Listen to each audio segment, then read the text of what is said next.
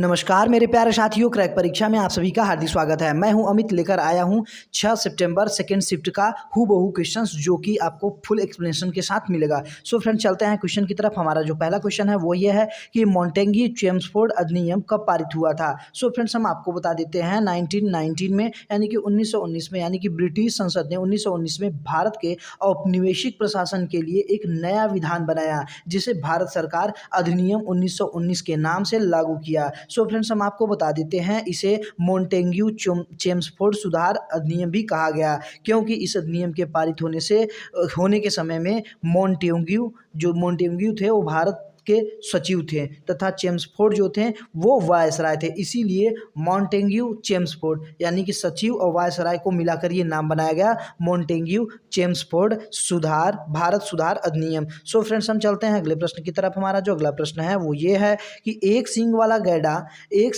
गैंडा जो है वो भारत के किस राष्ट्रीय उद्यान में पाया जाता है। सो फ्रेंड्स, हम आपको ये बता देते हैं, जो एक सींग वाला गैंडा है वो केवल भारत में ही पाया जाता है, वो भी भारत के काजीरंगा राष्ट्रीय उद्यान, जो कि असम राज्य में स्थित है। सो फ्रेंड्स, हम आपको ये बता देते हैं कि ये जो मतलब कि काजीरंगा नेशनल पार्क है वो केवल एक सींग गैंडे के लिए ही प्रसिद्ध है, जो कि एक भारतीय गैंडा है।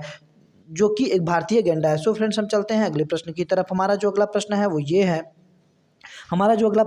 वो ये है कि किस अनुच्छेद में उपाधियों का अंत के जिक्र किया गया है। किस अनुच्छेद में उपाधियों के अंत का वर्णन किया गया है। सो फ्रेंड्स, हम आपको बता देते हैं कि जो मतलब कि पहले जो अनुच्छेद 14 से 18 है, ये जो 5 अनुच्छेद है वो समानता के अधिकार को वर्णन करता है। समानता का जो अधिकार है वो 14 से 18 तक लेकर है। हम उसके लिए आपको ट्रिक बताए थे, वो जो ट्रिक है वो क्या था, विधि जाति सब एक समाना, विधि जाति सब एक समाना, छूत अछूत उपाधि अंताना। सो फ्रेंड्स, हम पहले भी बता चुके थे, उपाधि अंताना ये 14 है, ये 15 है, ये 16 है, और ये 17 और ये 18। एक याद करने का ट्रिक है कि 14, 15, 16, 17, 18, यानी कि 18 में उपाधियों का अंत हो जाएगा। यानी कि जो पहले जैसे कि रविन्द्रनाथ टैगोर को नाइटहुड की उपाधि दी गई थी तो उसको समाप्त कर दिया, मतलब जैसे कि अब नहीं मिल पाएगा।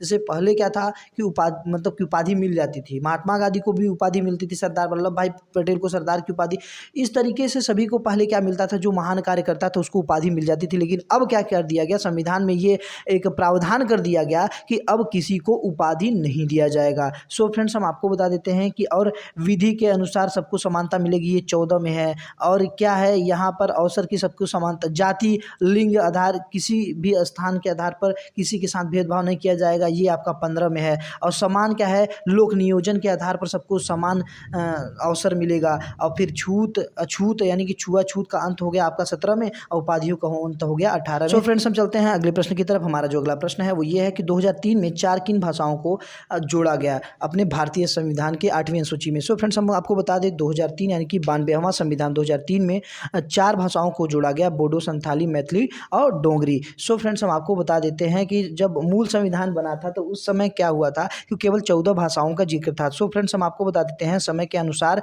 यानी कि जैसे कि क्या हुआ, जैसे कि आपका मतलब कि 21वां संविधान संशोधन जो कि 1967 में हुआ था, उसको सिंधी भाषा को जोड़ा गया 8वीं अनुसूची में। और फिर क्या हुआ, 71वां संविधान संशोधन जो कि 1992 में हुआ, उसमें कोंकणी भाषा, मणिपुरी भाषा और नेपाली भाषा को 8वीं अनुसूची में जोड़ा गया। और फिर 2003 में यानी कि 92 यानी कि 92वां संविधान संशोधन में 2003 में 4 भाषाओं को जोड़ा गया। सो फ्रेंड्स, हम चलते हैं अगले प्रश्न की तरफ। हमारा जो अगला प्रश्न है वो ये है कि भारत की साक्षरता दर कितनी है। सो फ्रेंड्स, बता दें भारत की साक्षरता दर कितनी है। तो भारत में जो साक्षरता दर है वो 74.04 है, और जहां पुरुषों की जो साक्षरता दर है यानी कि लिटरेसी रेट है वो 82.14 है, और वहीं महिलाओं की बात किया जाए तो 65.46% है भारत की साक्षरता दर। सो फ्रेंड्स, हम चलते हैं अगले प्रश्न की तरफ। हमारा जो अगला प्रश्न है वो ये है कि 100 छक्के मारने वाला सबसे कम उम्र का खिलाड़ी कौन है, क्रिकेट खिलाड़ी कौन है।